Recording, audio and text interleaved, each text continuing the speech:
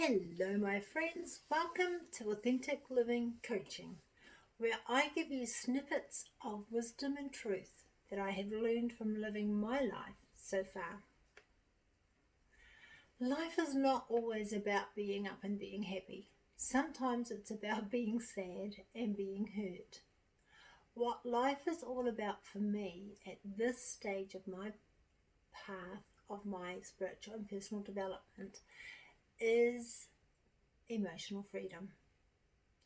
The freedom to feel all my emotions, the happy emotions and the sad emotions, the pleasant emotions and the unpleasant emotions.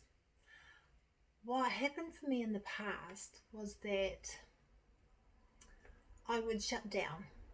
I would shut down all the unpleasant and all the unhappy emotions because I thought that if I didn't admit that they were there, they would just go away. And I would feel better about that. What I found was that they didn't. They just grew bigger and darker, and I became sadder and more unhappy in my life. I became way more angry than I needed to be. I became more bitter at the people around me. I became nastier with those I interacted with. I became more depressed with myself and more unhappy completely. Emotions are telling us something about ourselves. And I have learned we'd better listen because they don't go away until they're heard. All emotions, happy and unhappy, joyful and sorrow, pain and pleasure, are all trying to tell us something about who we are and how we're living. The thing I found was that by not allowing myself to own my unhappy feelings, I also denied myself the joy of feeling the happy ones. They're linked together. We can't feel only the emotions that we want to feel by suppressing those that we don't want to feel. When we suppress any emotion, good or bad, happy or sad, we end up suppressing all emotions. I found that I couldn't enjoy my life, not even a little bit, because I was numb from the pain of ignoring all the negative emotions. I always expected bad things to happen to me, and when they did, I would get angry and bitter, and I would blame everybody else, and then I would live in the guilt and the shame of that blame. Our body is amazing. Our mind may shut down and shut out certain emotions to protect us, but our body actually feels these emotions. The body feels these emotions as vibrations and sensations, which we can identify as tension as a physical response in our bodies. This physical response is stored in our body. It's stored in our cells and in our muscles and in our thoughts.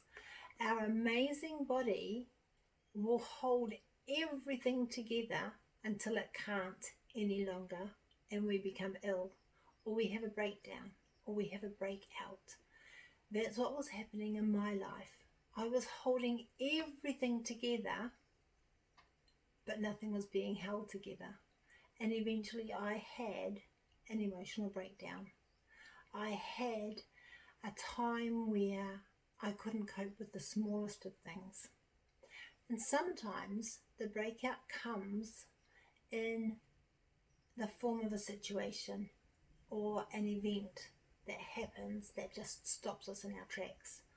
I had one such event, and it just rendered me unable to function, basically. So have you ever been so busy that you didn't have time to give your body the rest that it needs? I know that I have. And it will my body will work its way through without enough rest for quite some time before it actually shuts down. And the way that it shuts down is you'll get a cold. or you'll catch the flu, or you'll have an accident that lands you on bed rest for a few days. It becomes enforced rest. Your body knows what it needs, and eventually it will demand of you what it needs. When I was going through my early days of our marriage separation, I hadn't learned about feeling all my emotions. So in my usual style, I was denying and I was bottling them. I was thinking that I'm okay, I can carry on as if nothing has happened. Not. Stress was a huge factor in my life at that time, but I couldn't and I wouldn't let myself stop and feel the pain. And 3 months after our separation, and 2 days after what would have been our 25th wedding anniversary, I had an accident at work. I crushed one of my fingers, breaking the bone. This was my body telling me to stop. I didn't have a choice. I couldn't work. I couldn't even take care of myself. So 2 months of healing my finger also became part of the healing process of mending my broken heart. Our body is amazing and it knows what we need, even when we ignore all the signals. Our body needs us to feel all our emotions, the happy emotions and the unhappy emotions. Life is about emotional freedom, being able to acknowledge and feel any and all emotions. Our body is feeling them anyway. So why do we overeat? Why do we overdrink? Why do we take drugs or work excessively or spend money that we haven't earned yet on things that we don't really like or need?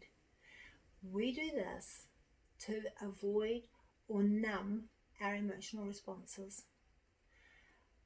I guess psychologically and subconsciously we figure if we avoid the sensation or the emotion that we don't want to feel, we won't have to deal with it. The thing is, our body's dealing with it anyway.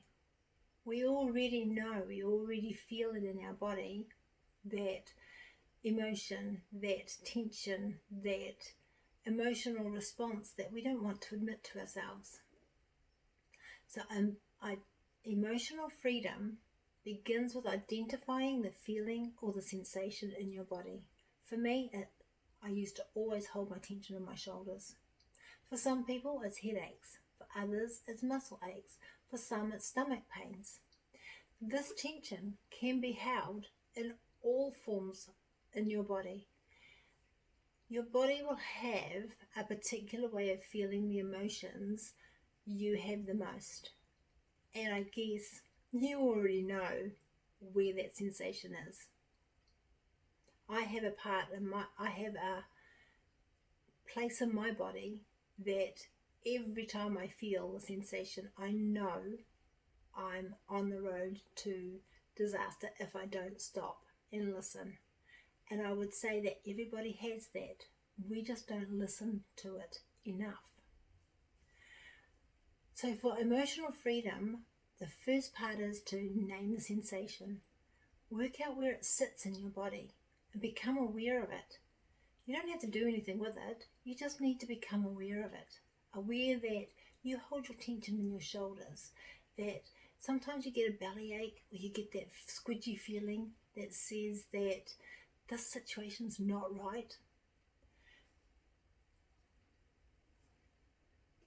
Then you give the emotion that you're feeling a name.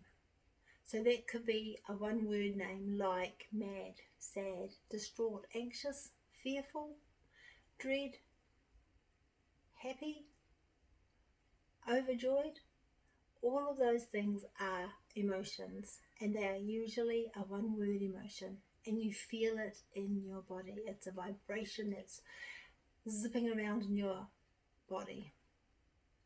When I first began labeling my emotions, I had about 3 different words in my emotional vocabulary.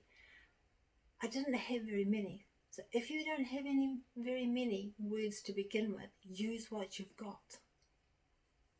And as time passes, I have learnt more about emotions. I have learnt about the emotions that I feel on default. We all have default emotions that our body and our brain run to. Learning what they are and labeling them will help to produce emotional freedom. Finally, everything comes back to what you're thinking. Find the thought behind the emotion. This takes training and it takes practice. It is easy once you begin to look at your brain and see what it is telling you about the situations, about people, and mostly about yourself. I have found that my brain is very clever at trickery. It just doesn't like to give up control. So when I make a decision to feel my feelings and my emotions, my brain goes into overdrive and it tells me all the things that would normally have me running back to my security. It tells me all the reasons why I can't do what I want to do, why I shouldn't be doing what I want to do.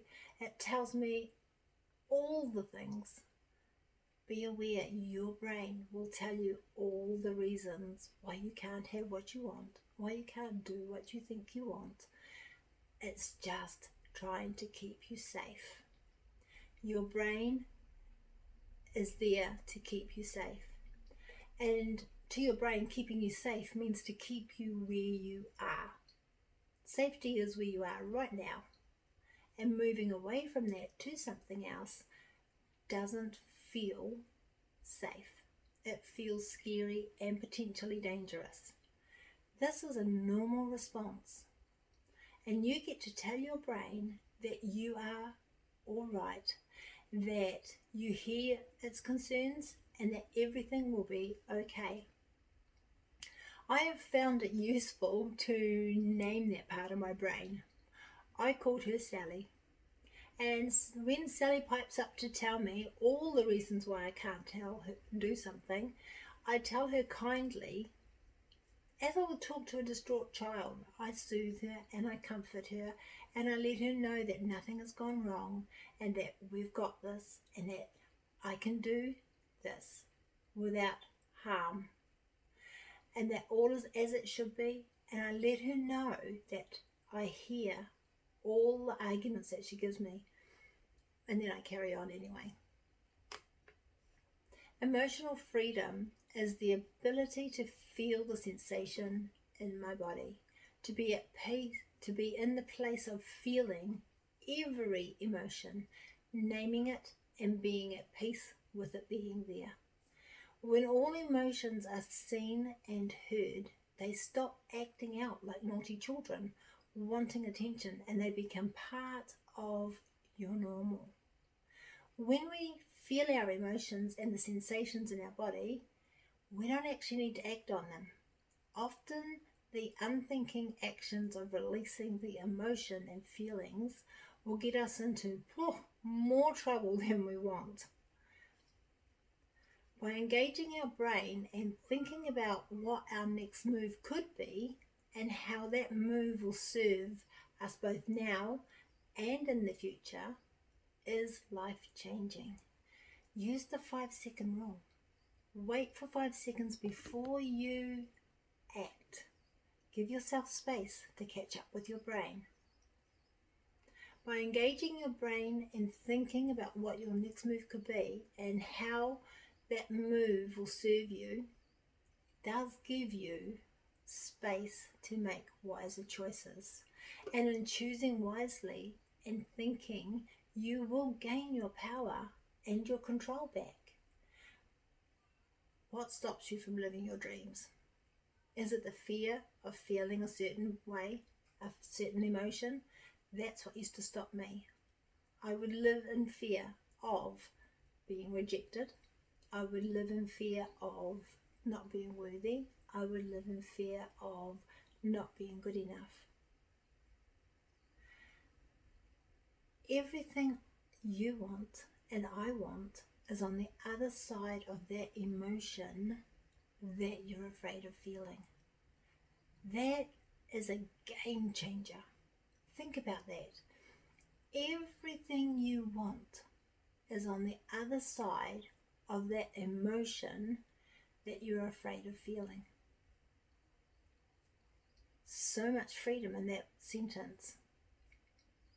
My snippet of wisdom and truth for today is identify the feeling in your body, name the emotion, discover the thought behind the emotion. Remember, everything you do is for the feeling that you believe you will gain from doing that thing. Have a fabulous week, my friends.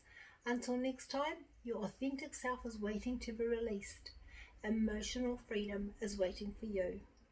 If you want help stepping into your emotional freedom, connect with me for coaching. You can find me on Facebook and Instagram. If what I'm sharing resonates with you, hit the like button, share with your friends, and follow me.